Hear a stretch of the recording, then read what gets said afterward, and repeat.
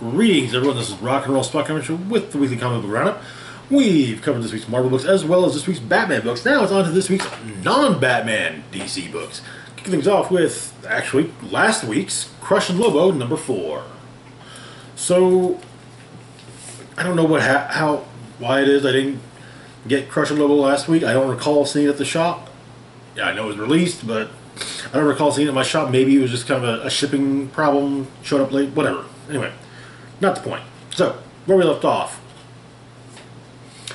Lobo, giant friggin' bastish that he is, yeah, he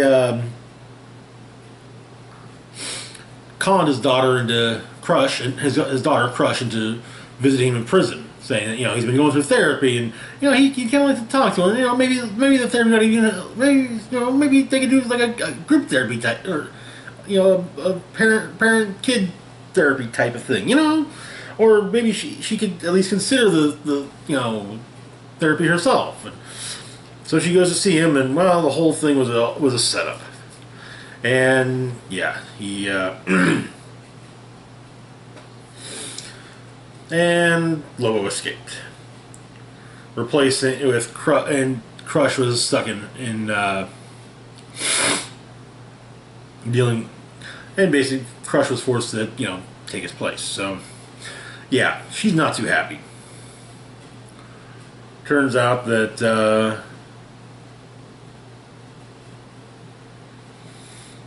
well, she explains, prison's pretty routine. Day starts with breakfast. She tries to get the glob early, before it gets too chewy and sentient.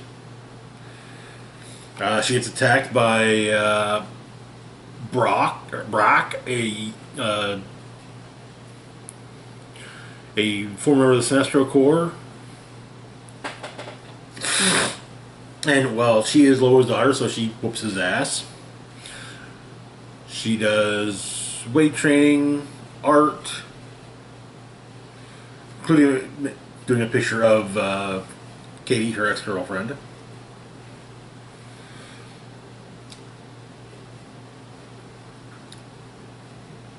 A lot of the inmates figure she's just Lobo, or at least call her New Lobo.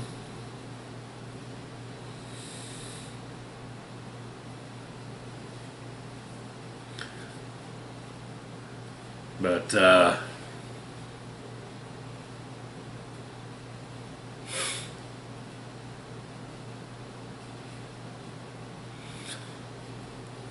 turns out that well before they split up, Katie got Crushed some set of finger paints for painting out her feelings, and Crush actually kind of liked the idea. Thought it was nice of her. But turns out now Crush is taking her father's place in therapy, and no one realizes it's not Lobo. At best, she gets called New Lobo. But one of the other inmates says something, and everything clicks. That, yeah.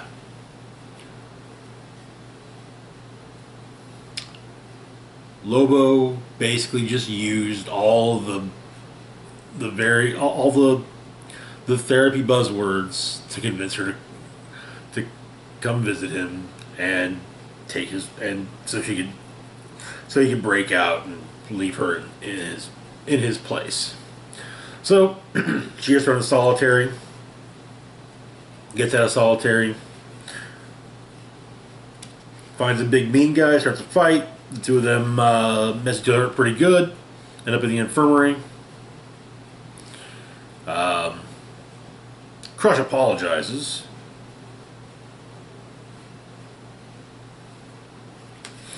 And finally, the warden realizes the mistake that has happened. And so she offers her services in tracking down her father.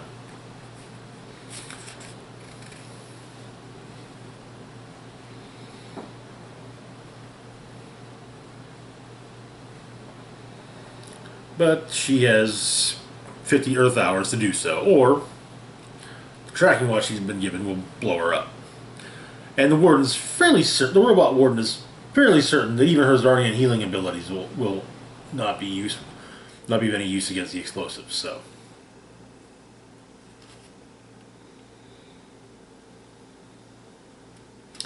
And that is where the issue ends. This is honestly just a fun book. Honestly, I think this is really my first real exposure to Crush. Lobo, I mean, come on. I grew up in the 90s reading comics. Of course I know who Lobo is. Anyway, moving on to our next book, we've got Justice League number 67. Where we left off,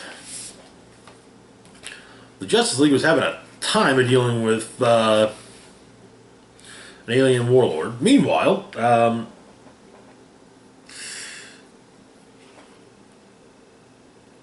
Green Arrow, Black Canary, and Lois Lane's spy little brother were all attacked by a guy pretending to be Deathstroke.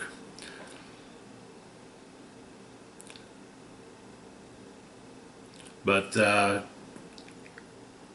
so Leo Lane gets a call from his sister, Lois, basically stating, is it true that you were basically distracting two members of the Justice League while the Hall of Justice was attacked? And she's just like, and so Leo's like, wait, what?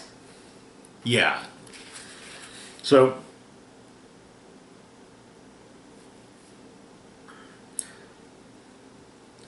yeah, the League, and the United Front,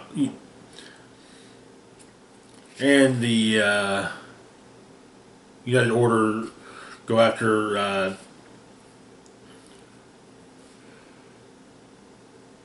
Sinmar Utopica, but no one seems to want to.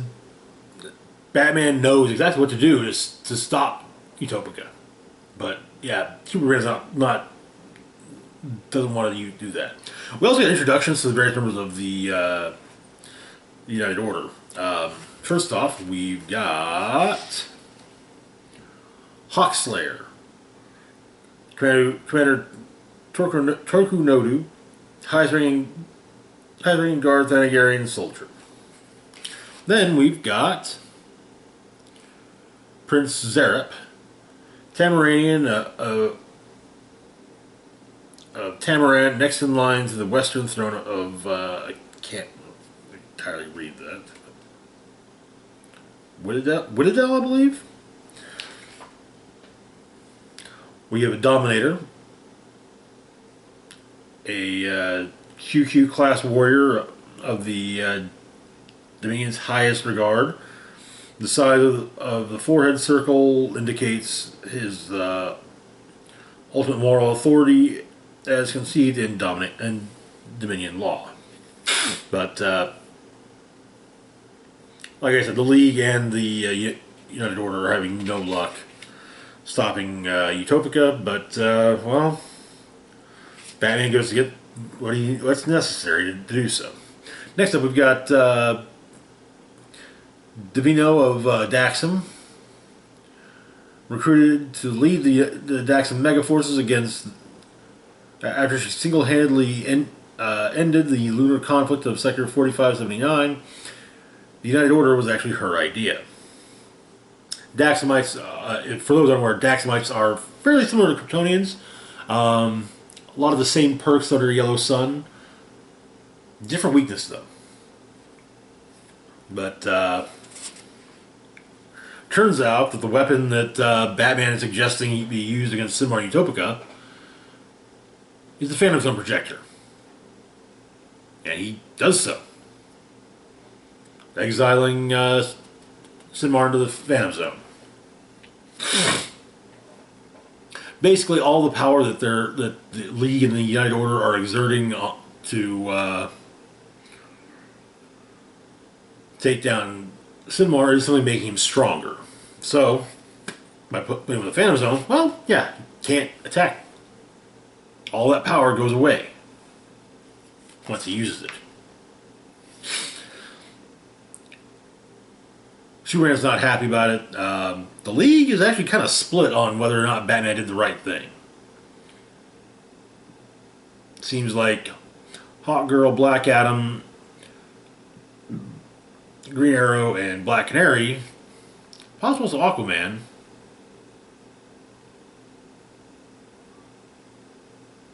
or no, not Aquaman, but yeah, at least those four are on Team Batman, and seems like everyone else is Team Superman.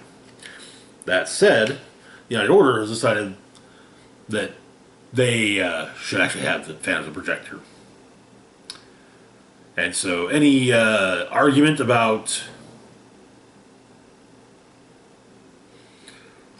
the use of the projector kind of gets benched for, the League all coming in and say, are you really going to try and take the Phantom Projector from us? Kind of a, we dare you to try. In Coast City, Leo Lane is continuing on his way and is attacked by a bunch of not Deathstrokes. Dressed as, of course, Deathstroke. And that is where that story ends. Our Justice League Dark story, where we left off there, Justice League Dark realized that Merlin's target was Atlantis, and so they went to Atlantis, teamed with the Atlantean Mystics, and they're trying to, stop Merlin from opening a specific gate. When, however, Constantine has just gone straight to the gate, where Merlin already is. But we got a whole thing about where magic came from, and if those who would really know would say Atlantis. Everyone else would have other answers, but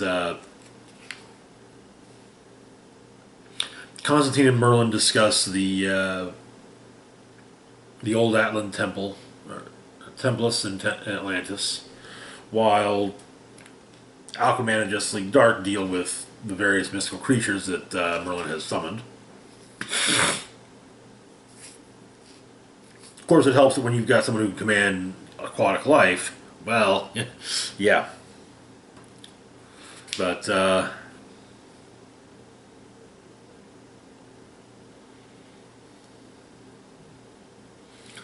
turns out that Constantine's put up a barrier spell in front of the Templus, and, well, it's preventing Merlin from getting in. So Merlin is, of course, torturing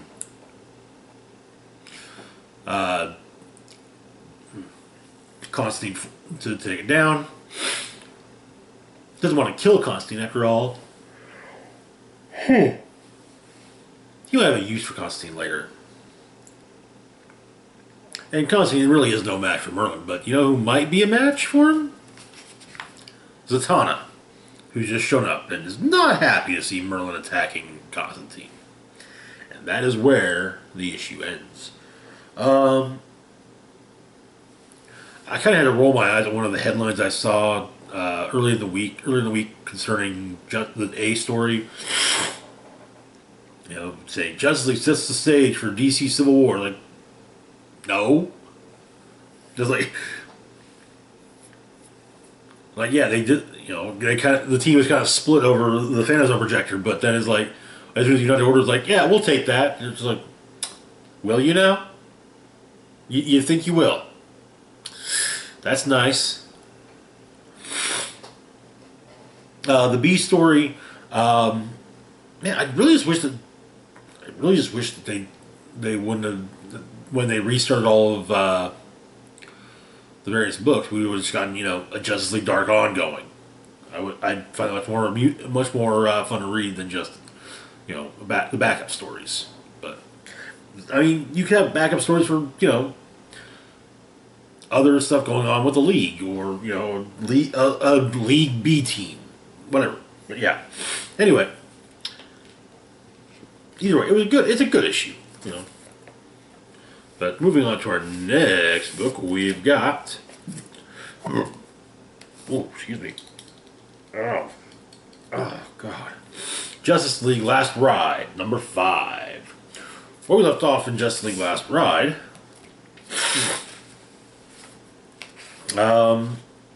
the Cyborg Superman was attacking Apocalypse, where the League was hiding out to protect Lobo. Only it's not just a Cyborg Superman. It's a Cyborg Superman under the control of Brainiac. And there are additional threats. In the control room, Green Lantern and Batman are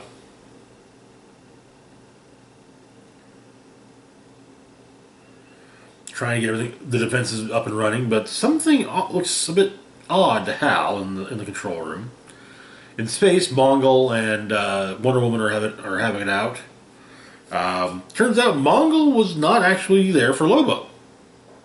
He was there to scavenge for supplies on Apocalypse, but Green Lantern helps take him out.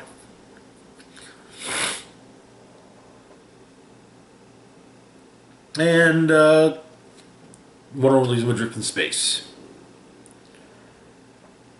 Superman continues, fights the Cyber Superman and his army of Manhunters. A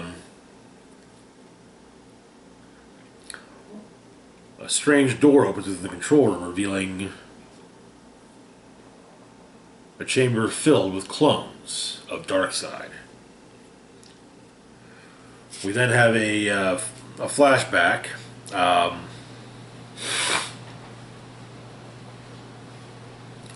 The League taking on Darkseid. Darth is already is on Oa, going after the Central Battery. Green Lantern's trying to hold him off, and on Apocalypse, Martian Manhunter's just sacrificed himself to save the rest of the League. Superman is understandably pissed, but he's blaming it all on Batman. While Wonder Woman tells him, basically says, "Would you stop arguing? We got bigger shit to do." The Amazons are dealing with the various warriors of Apocalypse, including Steppenwolf, Grail, and various others.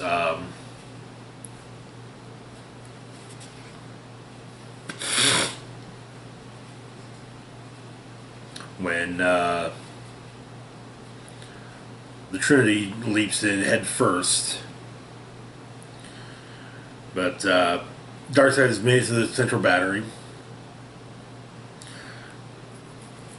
and puts an energy collector on it and starts to pull the power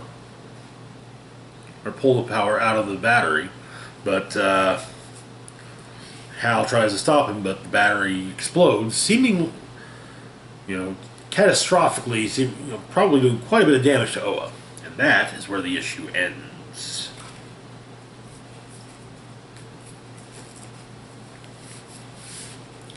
I kind of like how they did that. The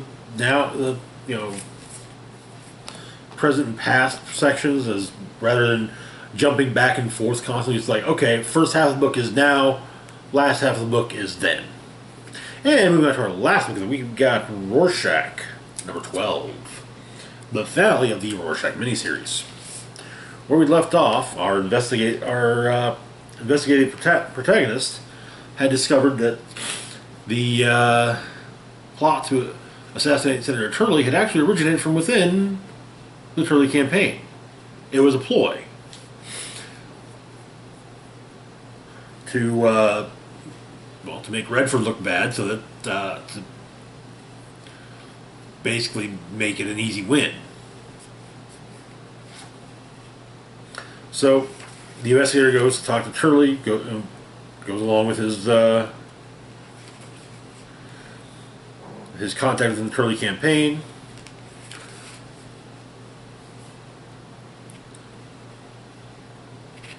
They talk a bit. They're getting ready to celebrate the. Oh yes, you know. The investigator said, "Hey, yeah, the tape proves that it was offers of the Redford administration that set everything up." And so,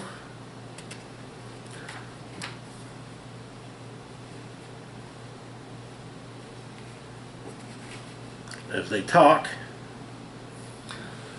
he turns on the tape. As it plays, he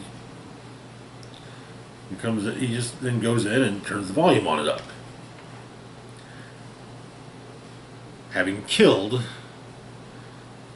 Turley and his contact from the Turley campaign.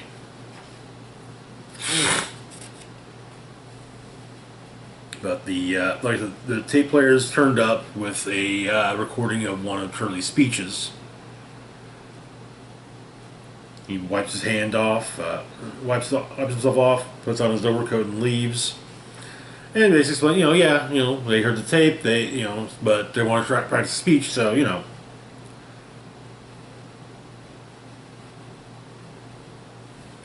But,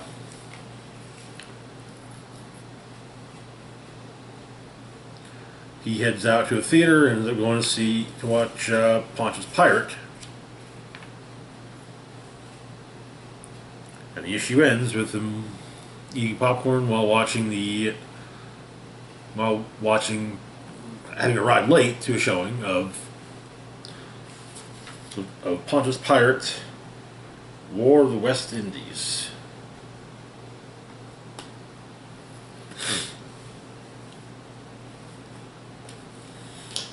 It was an odd series. There were hints that maybe the whole thing there was kind of a I don't know, kindredness of spirits between the investigator and Rorschach. Whether that's the case or not, well, to be fair, sure, I'll read any further comics set in the Watchmen universe, but at the same time, I'm just like, do we really need them? It's like, I still kind of feel like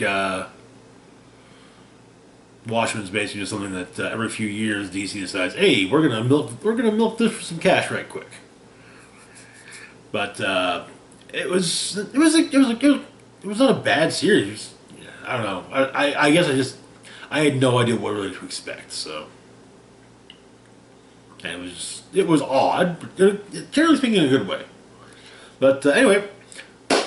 That's it for now. As always, feel free to like, share, and subscribe. Links to my Facebook, Twitter, Patreon, and PayPal can be found in the description box down below. This is Rock and Roll Spock signing off saying, live long and rock hard.